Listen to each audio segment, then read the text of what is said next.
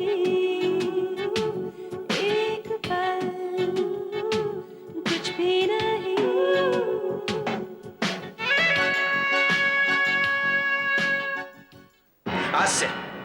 आज से क्या अभी से तुम्हारी छुट्टी। उठाइए अपना तामझाम, भागिए यहां से। देखो वकील, तुम्हारे लिए मेरे दिल में जरा से इज्जत बाकी है, इसलिए ना मैंने तुम पर हाथ उठाया ना गोली चलाई। ये नाउमीदी की बातें और मायूसी मुझे गवारा नहीं है। अभी तक आपने मेरा 10 लाख डॉलर देना है, वो तो आप हड़प कर बैठे। अब आप चाहते हैं कि हमारी कमाई में आपका हिस्सा हो। अरे वो बातें पुरानी हो गई, भूल जाओ ने। पुरानी हो गई हैं, भूल जाओ उन्हें। कैसे भूलूं? बिना नागा दिए अपने आप को रोज याद दिलाता हूं मैं। ये दुनिया में दूसरे लोग हैं, उनके लिए रखिए ये संकट, उसमें फंसिए और उनको फंसाइए। हमका अपना जिंदगी में तने औरों से ऊंचा स्थान दीजिए ऋषभ भैया। सॉरी यार, सॉरी। बेटे, कुछ सवालों का मैंने आपको परमानेंट जवाब दिया हुआ है। आप बार बार वही सवाल दोहरा के ना मेरा दिमाग चाटते हो। लेकिन मुझे अब भी समझ में नहीं आ रहा है कि आपने मुझसे वो क्यों कहा था। क्योंकि आप कभी कभी जान के नासमझ बनते हो। ये आप लोग हैं कौन और ये कौन है? मैं मम्मी से भी ज्यादा आपको प्यार करता हूँ। मैं सबको छोड़ सकता हूँ मगर आपको नहीं छोड़ सकता। चलो, अगर आपने मेरा दिल रखने के लिए भी ये बात की है तब भी हमें मंजूर है।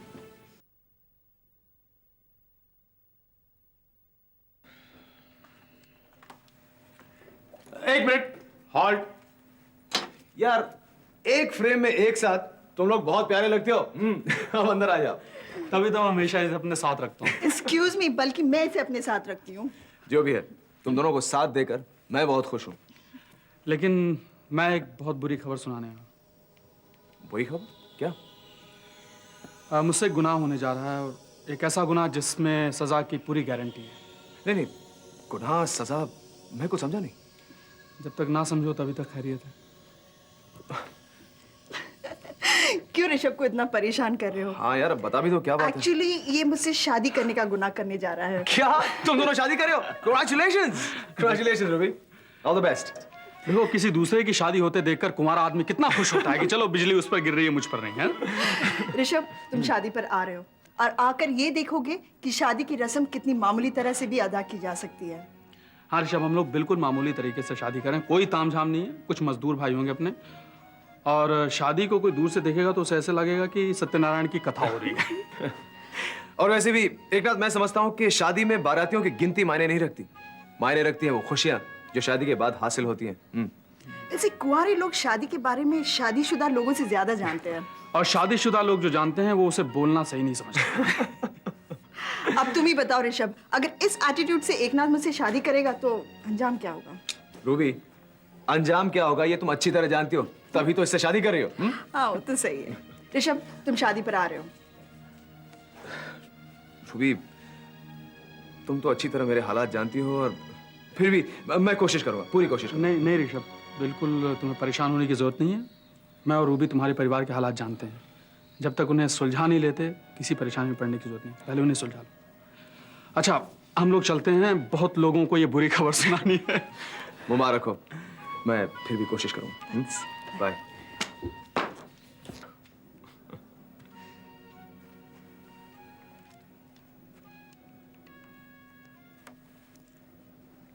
हेलो, हाँ इंस्पेक्टर साहब, ऋषभ मल्होत्रा बोल रहा हूं जी। अब आपसे क्या पूछूं, कुछ पूछने से पहले ही तो आपने माफी मांग ली। नहीं नहीं साहब, गलती तो मेरी है। इतनी जल्दी किसी नतीजे की उम्मीद करना, इट्स माय फॉल्ट। हाँ, अरे नहीं नहीं जनाब, आपकी रफ्तार बिल्कुल सही है जी। One thing is absolutely clear. मैंने आप लोग को यहां बहस करने के लिए नहीं बुलाया, कोई ना कोई हल, कोई ना कोई रास्ता निकालने के लिए बुलाया। हमें यह इंतजाम करना ही है। हाँ, लेकिन केडी की ये मांग इतनी उल झुलूल है कि केडी की मांग की अगर आप समीक्षा करेंगे तो उसका नतीजा यह होगा कि रंजना देवी अपने सारे शेयर्स किसी को बेच देंगी। नतीजा यह कि मल्होत्रा इंडस्ट्री को बिकना पड़ेगा। केडी ने सिर्फ 3 कंपनियां मांगी हैं, पूरी मल्होत्रा इंडस्ट्री नहीं। और मैं रंजना देवी के फैसले से सहमत हूं। लेकिन सर, बेहतर यह होगा कि हम इस पे अपना दिमाग चलाएं, उससे पेशतर हम आपकी बात सुन लें, ताकि सोच समझ कर हम आपको ये बताएं कि इसमें क्या क्या और कैसी कैसी प्रॉब्लम्स आ सकती हैं। देखिए, हमारे पास एक शुगर फैक्ट्री है, बंगाल में 2 जूट मिल्स हैं। अगर ये तीनों कंपनी हम केडी के नाम कर दें तो उससे मुझे नहीं लगता कि मल्होत्रा इंडस्ट्री को जरा भी फर्क पड़ेगा। हाँ, लेकिन ये सब केडी के नाम में ट्रांसफर करना इतना आसान तो नहीं है। मैं कब कह रहा हूं कि आसान होगा? I know it is difficult. मुश्किल है, मुश्किल को मुमकिन बनाना है। रंजना देवी की हालत देखकर आपको अंदाजा हो जाएगा कि हालात क्या है। ठीक है, फिर आप हमें कुछ मोहलत दीजिए ताकि हम सोचकर बताएं कि इसका क्या बेस्ट पॉसिबल रास्ता निकल सकता है। Fine, thank you very much. और मेहन साहब, एक काम कीजिए, किसी तरह आप केडी को $10 लाख इंडियन करेंसी में लेने के लिए राजी कर लीजिए। That does not depend on me. ये पूरा फैसला केडी पर ही निर्भर करता है। You can understand that. लेकिन इतनी बड़ी रकम बटोर पाना नामुमकिन है। ये बात केडी को भी अच्छी तरह समझ में आ जानी चाहिए सर। और वक्त भी इतना कम है कि हम अपने सारे रिसोर्सेज भुनवा लें तो भी $10 लाख अरेंज करना बहुत मुश्किल है। मैं पूरी कोशिश करूंगा कि ये रकम केडी इंडियन करेंसी में एक्सेप्ट करे। ठीक है, फिर हम लोग चलते हैं सर। हम लोग आपके कांटेक्ट में रहेंगे। जाने से पहले प्लीज जरा, जाने से पहले एक रिक्वेस्ट है। किसी भी फैसले पर पहुंचने से पहले I don't want you to think about any possibilities. मतलब कोई नफा नुकसान के बारे में आप बिल्कुल मत सोचिएगा। ऑन ह्यूमन ग्राउंड्स हमें करण को बचाना है, उसकी जिंदगी बाकी खतरे में। और दूसरी बहुत ही अहम बात, जब भी आप कंपनी के ट्रांसफर के कागजात तैयार करें तो उसमें कोई ना कोई दाव पेच, कुछ इस तरह का क्लॉज हो कि वक्त आने पर हम इस ट्रांसफर को नल एंड वॉइड साबित कर सकें। ठीक है सब, will try our best. Thank you once again.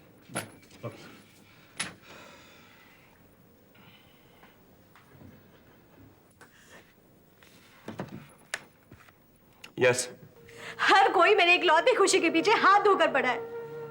कभी कोई रुकावट, कभी कोई ऐतराज, कभी कोई शर्त। मुझे अगर ये खुशी मिल जाएगी तो किसी का क्या जाएगा? कितनी बार मैं हाथों में मेहंदी लगाकर धो डालूंगी। दीदी प्लीज। क्या प्लीज नहीं तू? किसी को कोई परवाह नहीं कि मुझ पर क्या बीती होगी, सुनील पर क्या गुजरती होगी।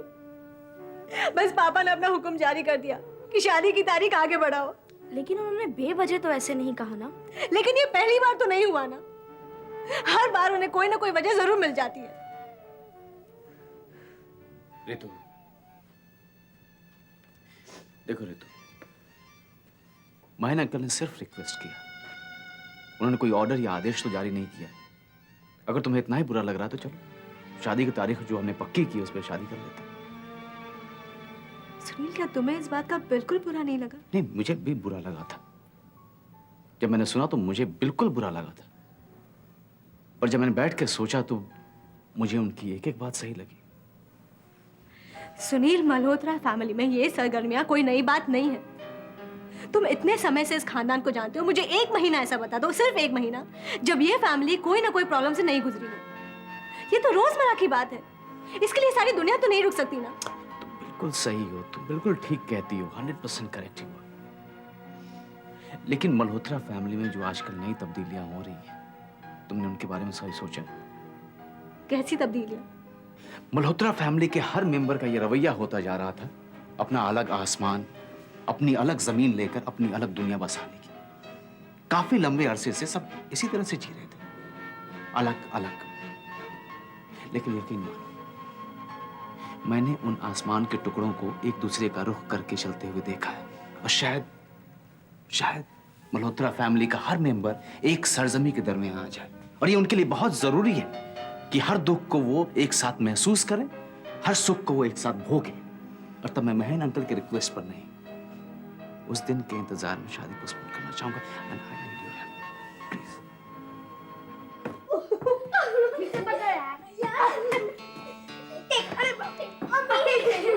इन्हें देखकर तुम्हें ऐसा नहीं लगता कि ये बच्चे एक दूसरे को बरसों से जानते हैं? बच्चों को रिश्ता कायम करने के लिए न सोचना पड़ता है, न हिचकिचाते हैं। बरसों की जान पहचान कुछ ही पलों में हासिल कर लेते हैं। इन्हें बड़ों से ज्यादा इंसानियत पर भरोसा है।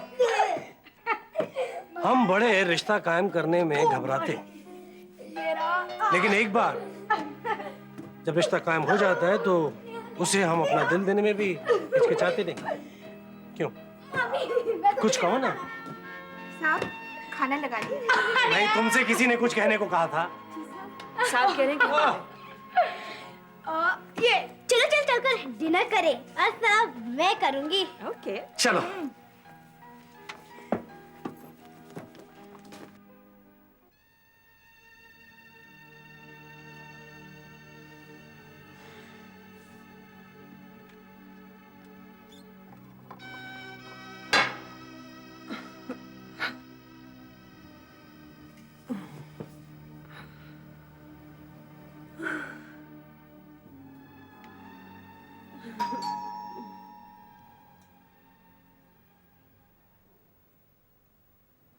कौन हो सकता है इस वक्त?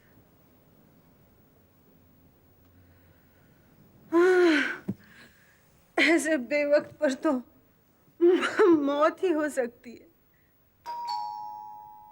मौत, मौत, मौत आई।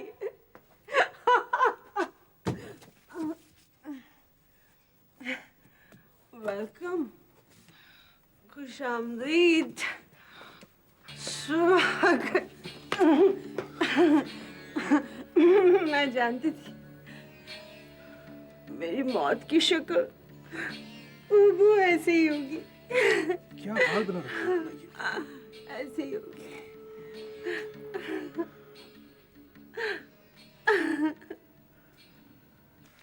आप लोगों को खाना कैसा लगा? बहुत अच्छा। मिर्ची तो नहीं थी ना? You like the Swedish? Yeah. Good, good, good. Riya, thank you very much for a lovely dinner. Welcome. अब हम लोग चलते हैं। कुछ देर और रुक जाओ। नहीं, कल सुबह बच्चों का स्कूल है। श्वेतलाना, आज रात की बात करो। इस रात को इतनी जल्दी मत ढलने दो। सौरभ, वैसे ही काफी देर हो गई है। चलो बच्चों, कल स्कूल है। नहीं आंटी, प्लीज अभी नहीं, अभी एक लास्ट आइटम बाकी है। लास्ट आइटम क्या? वो सब बच्चों के लिए सरप्राइज आइटम है। अरे भैया, ये सरप्राइज कौन देने वाला है? मैं। ओह,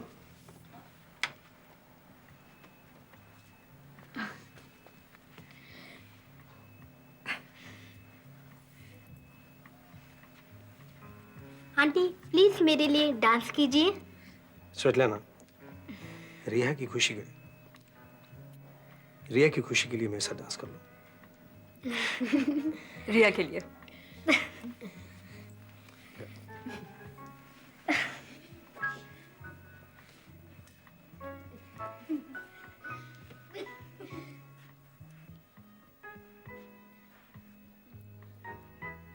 क्या बड़ी खामोश हो तुम? कुछ बोलो।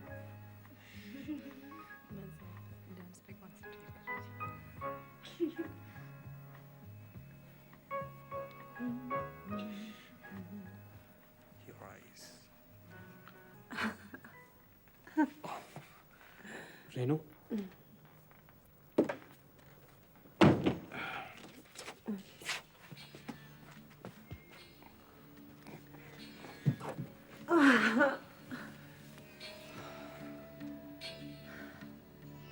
अपने साथ ऐसा सलूक करके तुम्हें क्या मिलता है? सुकून, सुकून मिलता है मुझे। प्लीज रेनू, बर्बादी को जश्न का नाम मत दो। तुम्हें इस जश्न का इनविटेशन चाहिए? शामिल होना चाहते हो इस जश्न में? निशी भी आई थी।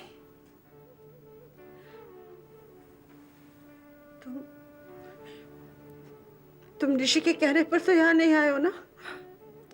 रेनू, निशी इतनी बुरी नहीं है जितना तुम सोचती हो।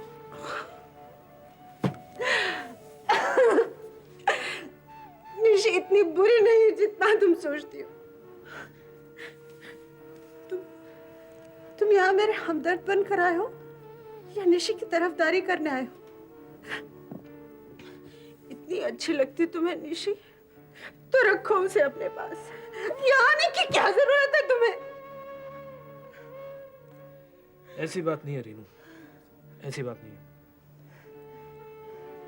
ऐसी बात है राजीव, ऐसी बात है।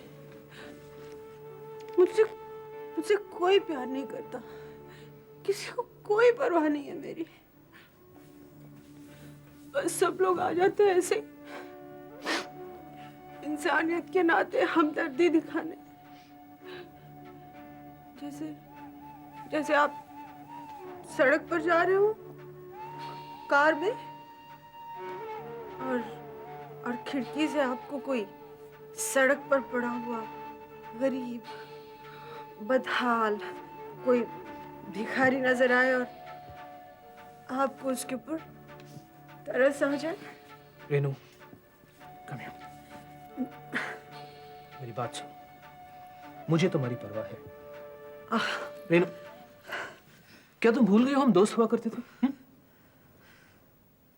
तुमने मेरा बहुत ख्याल रखा है, क्या वो इंसानियत से बढ़कर नहीं था? बताओ। निशी मेरे यहां जरूर आई थी, उसके चेहरे पर आंसू देखकर मैंने तुम्हारे इस हाल का अंदाजा लगा लिया था। सच। निशी और तुम न जाने कितने सालों से दोस्त हैं। तुम्हारे अलावा निशी को कोई दूसरी सहेली है? बताओ, है कोई? नहीं ना? जब तुम अपने आप को इस तरह अकेला कर लेती हो तो हम तीनों अकेले हो जाते हैं। राजीव, क्या निशी सच में मेरे लिए रो रही थी? हाँ रेनू, निशी तुम्हारे लिए रो रही थी। She was feeling very sad for you. She was crying for you. अब तुम मेरे साथ डॉक्टर के पास चलो, जल्दी से ठीक हो जाओ। नहीं रेनू, नो, नो, नो। तुम मेरे लिए इतना भी नहीं कर सकोगे? Rajeev, just one drink. No, मेरे लिए? We go to the doctor? For you. For me.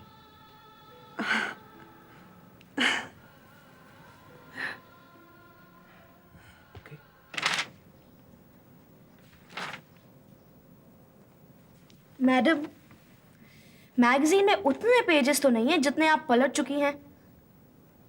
क्या मतलब?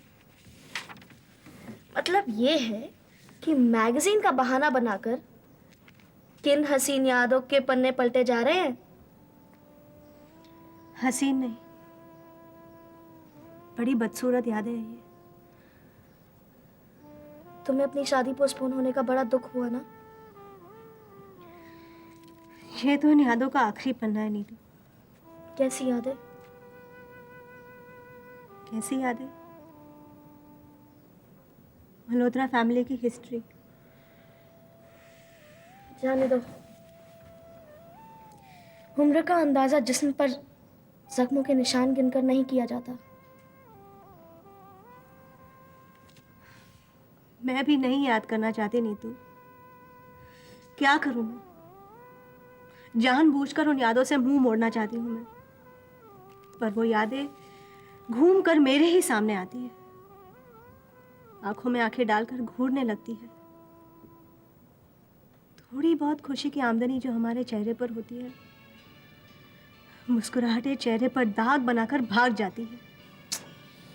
प्लीज दीदी, तुम इन यादों की भंवर में मत फंसो। सो जाओ तुम। इतनी सारी यादें एक साथ जा गई हैं, अब तो इनको सुलाने के बाद ही नींद आएगी।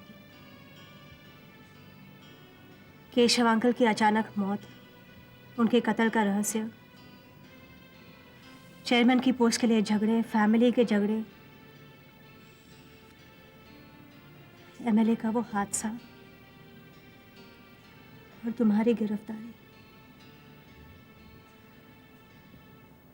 पापा और मम्मी के बीच में फासला और देविका का दाखिला,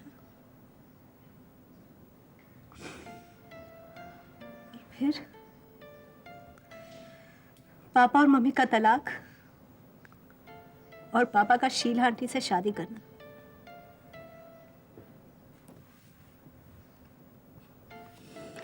शीला का केडी के साथ कनेक्शन, उनकी साजिश, ऋषभ और करण के झगड़े, सूरज और स्वेतलाना के टाइम का शेयर स्कैंडल, तुम्हारी जमानत और फिर से गिरफ्तारी, रक्षंदा की मौत, करण का किडनैप होना, ताऊजी का केशव अंकल का कातिल निकलना, और इस चैप्टर का आखिरी पन्ना, मेरी और सुनील की शादी दोबारा पोस्टपोन होनी। और नीतू जानती हूँ,